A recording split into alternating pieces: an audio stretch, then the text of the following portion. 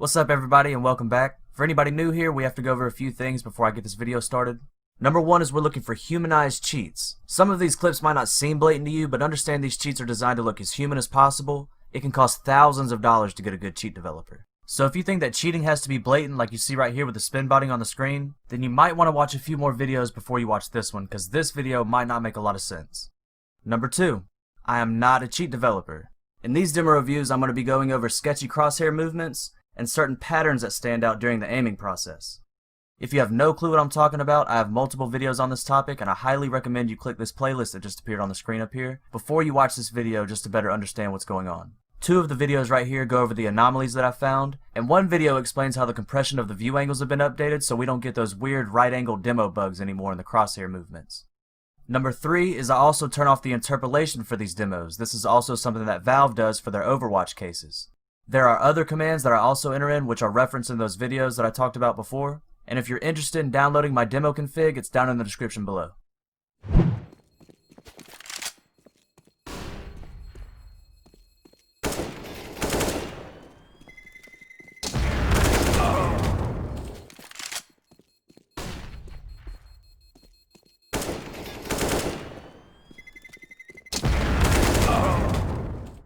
In this first clip, you're going to see his crosshair teleport to underneath the target after he shoots a few shots at him. And this is with view recoil tracking set to 0, so this is strictly the mouse movements. And if I set it to 1 and show the shot vector, you're going to see that he's actually aiming at the target's head. And here's a little snapshot to show you that, yes, he's aiming down at the target's feet, but he's actually aiming at the target's head. The left side is view recoil tracking 0, the right side is view recoil tracking 1, showing the shot vector.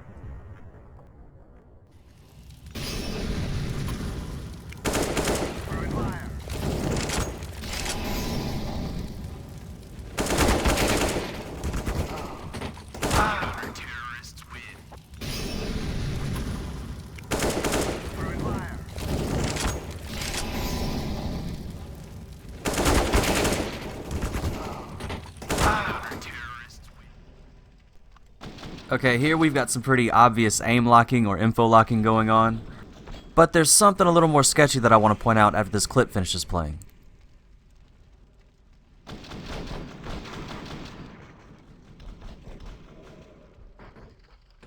If you slow this portion of the clip down tick by tick, you're going to see that his crosshair actually pauses on the target almost in the exact same spot 2 different times.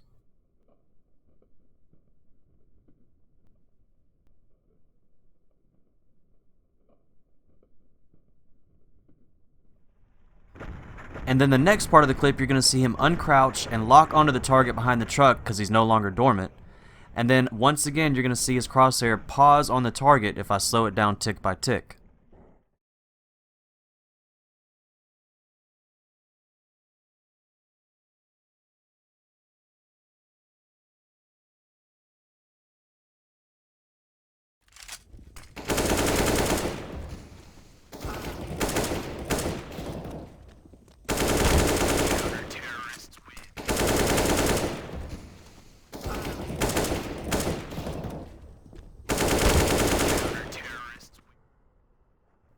In this clip, it looks like he's just aiming at a random spot through the wall right there, but if you turn draw other models on, you'll see that he's actually aiming at the guy that just died.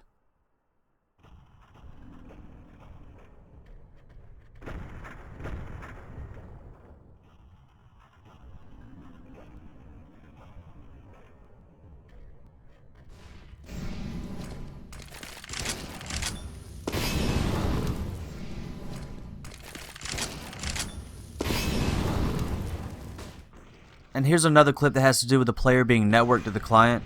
You'll see that as soon as the player becomes available, he's going to lock onto him. And this is actually taken from an old clip that I have from before the view angle compression update. So ignore the right angles in this clip because they're actually demo bugs.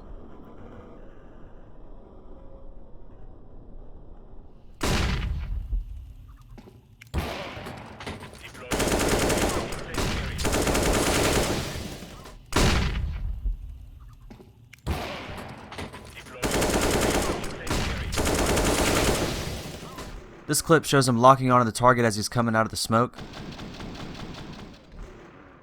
And then as he shoots the target, you're going to see him shoot at the target through the box and then lock onto the edge of the box, which I call an edgelock.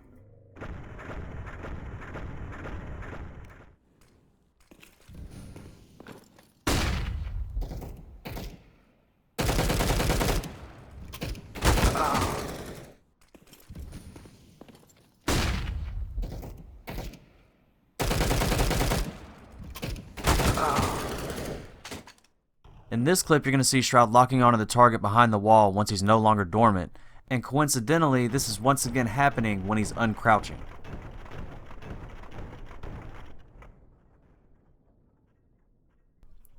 And if I show you the shot vector, then you can also see the recoil decay. So when he's no longer controlling the recoil, you're going to see the crosshair jump up and then float back down to reset itself.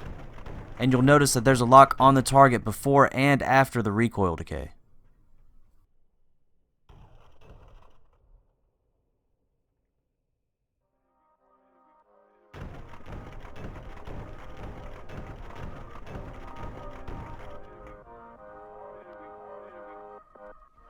Hey, thanks for watching.